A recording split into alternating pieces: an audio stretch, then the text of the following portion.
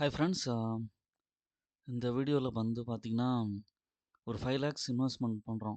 SIP versus fixed deposit எது பெட்டர்னு பார்ப்போம்.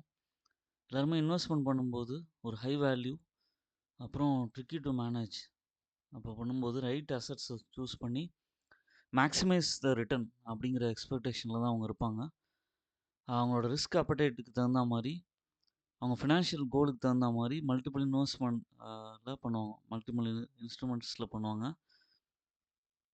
அவங்களுக்கு வந்து different asset serves the different purpose.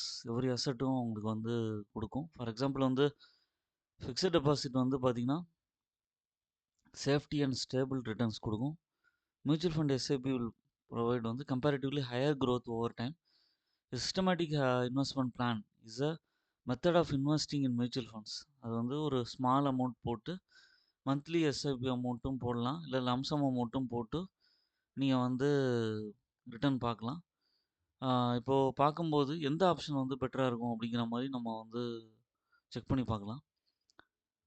For example ஒரு 3 இயர்ஸ் பீரியடில் ஒரு அமௌண்ட் வந்து நான் எஃப்டியில் போடுறேன் அப்படின்னு சொன்னால் 5 lakhs போடுறோம் அப்படின்னு சொன்னால் 6.45% பர் ஆனம் தான் பேங்க்லலாம் எஃப்டியில் இது ரிட்டர்ன் வருது. சில ஸ்மால் ஃபினான்ஸ் பேங்க்லலாம் கொஞ்சம் கூட ரிட்டர்ன் கிடைக்கும். பட் வந்து இதில் இன்ட்ரெஸ்ட் ஏர்ன்ட் வந்து பார்த்தீங்கன்னா 1,05,000, ஃபைனல் வேல்யூ வந்து 6,05,000 அது மாதிரி தான் கிடைக்கும். 5 lakhs வந்து 6,05,000 மாறுது. இது வந்து பார்த்தீங்கன்னா இன்ஃப்ளேஷனை பீட் பண்ணுமா அப்படின்னு கேட்டிங்கன்னா பீட் பண்ணாது. அப்போ தான் வந்து பார்த்தீங்கன்னா நீங்கள் அந்த 5 lakhs வந்து எஃப்டிக்கு பதிலாக மியூச்சுவல் ஃபண்டில் போடணும்னு நினைக்கிறீங்கன்னா 14,000 பர் மந்த் அந்த மாதிரி போடுறீங்க. 3 இயர்ஸ் இன்வெஸ்ட்மெண்ட் டியூரேஷன் 12% பர் ஆனம்ங்கிற மாதிரி எடுத்துக்கிட்டிங்கன்னா அது வந்து 5,04,000 வளரும் உங்களுக்கு இன்வெஸ்டட் அமௌண்ட்டு. அதுலேருந்து எஸ்டிமேட்டட் ரிட்டர்ன்ஸ் வந்து பார்த்தீங்கன்னா உங்களுக்கு 1,05,000 அது மாதிரி வருது. டோட்டல் வேல்யூ வந்து 6,09,000 அந்த மாதிரி கிடைக்குது உங்களுக்கு. Interest instead of SIP route if the investor decide to make up lump sum amount அப்படிங்கிற மாதிரி போனீங்கன்னா 12% பர் ஆனம்ங்கிற மாதிரி வரும்போது 7,02,000 அந்த மாதிரி கிடைக்குது. எப்போவுமே பார்த்தீங்கன்னா எஃப்டியோட மியூச்சுவல் ஃபண்டில் வந்து கொஞ்சம் கூட ரிட்டர்ன் கிடைக்குது. மார்க்கெட் வாலட்டிலிட்டியும் கன்சிடர் பண்ணோம் அப்படின்னு நினச்சா கூட நம்ம வந்து ஒன் ஆஃப் த ரூட்டாக நம்ம வந்து கன்சிடர் பண்ணலாம்.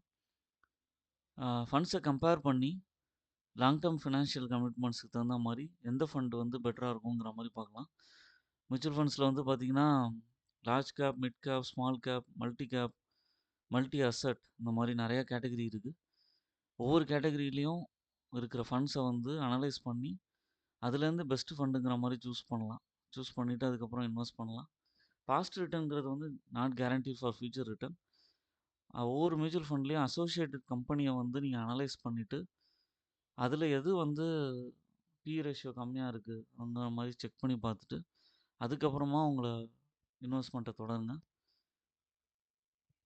என்னோடய சேனலை சப்ஸ்கிரைப் பண்ணுங்கள், லைக் பண்ணுங்கள், எல்லா வீடியோஸும் தொடர்ந்து பாருங்கள். தேங்க்ஸ் ஃபார் வாட்சிங் மை வீடியோ.